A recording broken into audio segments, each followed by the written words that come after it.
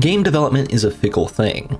For a long time we looked towards AAA studios to make the games which would sap up our time, and in the background there have always been niche developers making their own games with typically smaller audiences. But as the AAA space has become increasingly driven by nothing but profits, while at the same time development tools have become increasingly widespread with free-to-use engines like Unity, Unreal, and Godot, we've seen almost a reverse of that trend in the past decade or so. The early 2010s were when indie games really started coming into their own. Smaller games had been around basically forever, but with the financial success of games like Braid in 2008 and Super Meat Boy in 2010, more developers saw opportunity developing and self-publishing their own games on existing marketplaces like Steam or the Xbox Game Store. And this really kicked off with the 1.0 release of Minecraft in 2011, which opened the floodgate on indie development. This wasn't just the story of solo developers or smaller teams either. Many of the better games came out of smaller studios looking to limit the influence of a publisher or other external parties. It was a time of major flux in the gaming scene. Many projects outright died due to developer inexperience, lack of funds, or being based on a half-baked idea.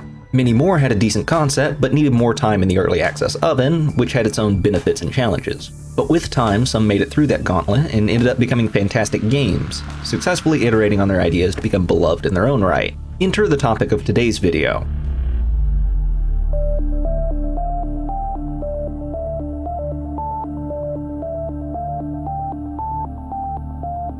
Subnautica is one of those games that's now near and dear to everyone's hearts, but for those who haven't played it, let me paint the scene for you. The opening moments of the game, you're given a cutscene showing your escape from a spaceship where something has gone very wrong. When you start the game, you're alone, but logically there's no way that big of a ship was only meant for you. So there may be other survivors out there. Either way, you need to focus on your immediate needs first: food, drinkable water, resource gathering, and repairing your lifeboat to get the radio working. Once your immediate needs are met, you can begin looking for other survivors and a possible way off the planet. So you take the plunge into an unknown ocean, teeming with alien life. The unique setting, story, and gameplay mechanics elicit just as much excitement for discovery as they do fear of the unknown. Key to any game's pacing is the environments in which the game takes place. In open-world games, this can be especially tricky, as the player is technically allowed to do things in any order. In many games, this can lead to one of two things: either a sharp spike in difficulty as the player goes to a harder area of the game, and as a result gets better gear to steamroll the easy areas, which is common in open-world RPGs, or a very flat experience, where environments are mostly the same, just with different flavors of what can be found there, which is common in procedurally generated games, or those with a poor understanding of what makes an open world fun. Subnautica manages to not fall into either trap, instead using its unique setting to its advantage. Key to this is the specific lack of a procedurally generated world, which early versions of the game did have. The choice to remove that feature is likely the best one Unknown Worlds made during Subnautica's development, as it allowed them to lay out the world in such a way that you would reliably encounter things in a certain order. Technically, you can go anywhere on the map as soon as you start the game, but realistically you'll run out of air or get eaten if you attempt to beeline to a mid or late game area.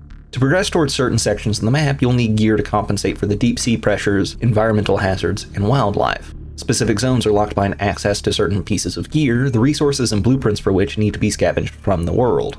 This leads to the player needing to explore multiple zones in order to progress and have a chance at their end goal, leaving the planet. However, you will not want to explore.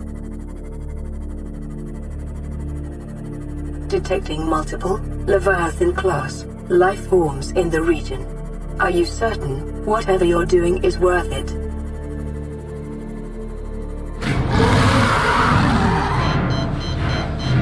Thalassophobia is the fear of large bodies of water, such as oceans, seas, or lakes. It's a fear that affects a decent portion of the world population. After all, we know more about the moon than the deep ocean. But even if you don't have thalassophobia, Subnautica still manages to tap into that part of your brain which fears the unknown.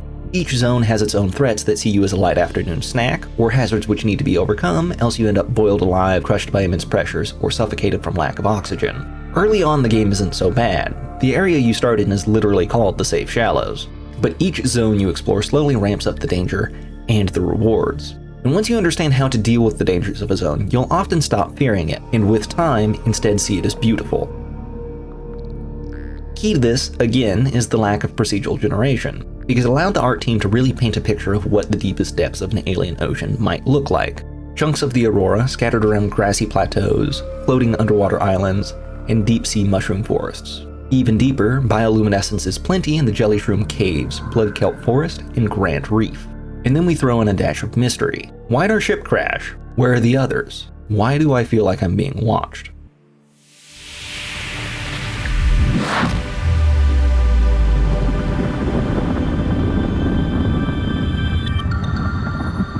If you've not played the game yet, I'm about to start talking spoilers. It's a great game, so I suggest you use the timestamp on screen if you want to avoid spoilers and experience the game for yourself. Otherwise, I'll be continuing in 3, 2, 1.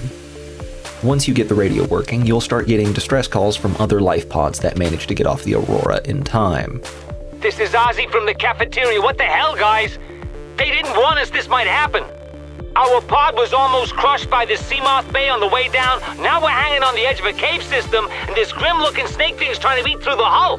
They'll often have coordinates or a hint as to where they are attached, so you'll get a waypoint telling you to go check them out. However, every single life pod has been destroyed by the time you get there. You'll often find the former occupants' PDA saying what fate they befell. Some were attacked, some got a mysterious disease. But by the time you get there, not even a body is left. Eventually, you'll get a radio broadcast from another passing ship which received the Aurora's distress signal. This is Avery Quinn of Trading Ship Sunbeam. Aurora, do you read? Over. You'll receive a few more signals as the ship makes its way towards the planet, but one specifically gives the coordinates to an island where the Sunbeam will attempt to pick up any survivors. When you arrive, you're greeted by an obviously unnatural structure, and a strange tablet used to enter it. The purpose of the structure is unknown at first, but as you explore, your PDA attempts to translate the signals coming from within. Warning, unidentified craft in orbit of this planet will be destroyed. Infected individuals may not disable the weapon. This planet is under quarantine. With these revelations, you can't do much but watch in horror as the Sunbeam approaches, and you can't do anything to stop it. Survivor, we see you. Man, I don't know how you held out down there. We broke an atmosphere, and we're descending towards the landing site. Is that a building down there? What do you mean you can't identify it? Hold on. No turning back now. Positions, everyone. Touching down in 10, 9, 8. It's coming from the building? Change course. Set thrusters to full.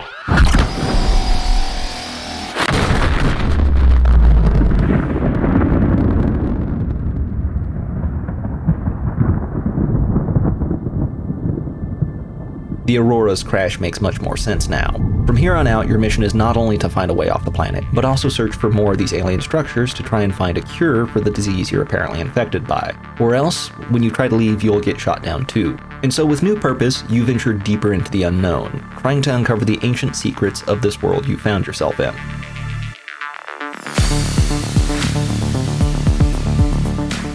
I think the biggest lesson we can learn from Subnautica as developers is how they handled the open world. Open worlds in video games are often difficult to engineer, not only due to the sheer amount of content you now have to pack into the environment, but also because the player can now sequence break and do things in any order. If your game has a minimal story, this isn't really an issue. Jumping back to Minecraft, you can realistically set up your home in any biome, and it'll probably have a minimal impact on how you play the game. But with games like Fallout or Skyrim, this means the player can wander off into a part of the map they're majorly underleveled for, and get access to gear that would let them stomp the sections of the game they're supposed to be in. To a degree, that's a feature and not a bug. The player should get rewarded for being able to handle threats above their level, but at the same time it just makes the games feel so much looser. Despite owning Skyrim on both the Xbox 360 when it first came out and on Steam for years, I've never beaten the game because it simply can't keep my interest long enough. But Subnautica? I can't imagine the game being anything but an open world. There's no way they'd be able to give the player those same feelings of discovery, mystery, and horror, and the way they managed to do this was by slightly closing off the world so that you had to do certain objectives before progressing, while also presenting those objectives in a way that you have to be the one to call them your objective. There's nothing telling you that you have to have the Seamoth to explore, but simultaneously without it you can't practically get around otherwise in the deep sections of the map due to your limited oxygen. I would say Unknown Worlds made the correct choice when they decided to not have a procedurally generated world, which they experimented with in those early versions of the game. When they made the choice to instead have a fixed map, they were able to better craft the experience most players would have by more reliably channeling the player towards certain destinations. Adam Millard has an excellent video on how good open worlds channel their players towards a path of least resistance, and I'd say the developers at Unknown Worlds executed on that idea masterfully with Subnautica.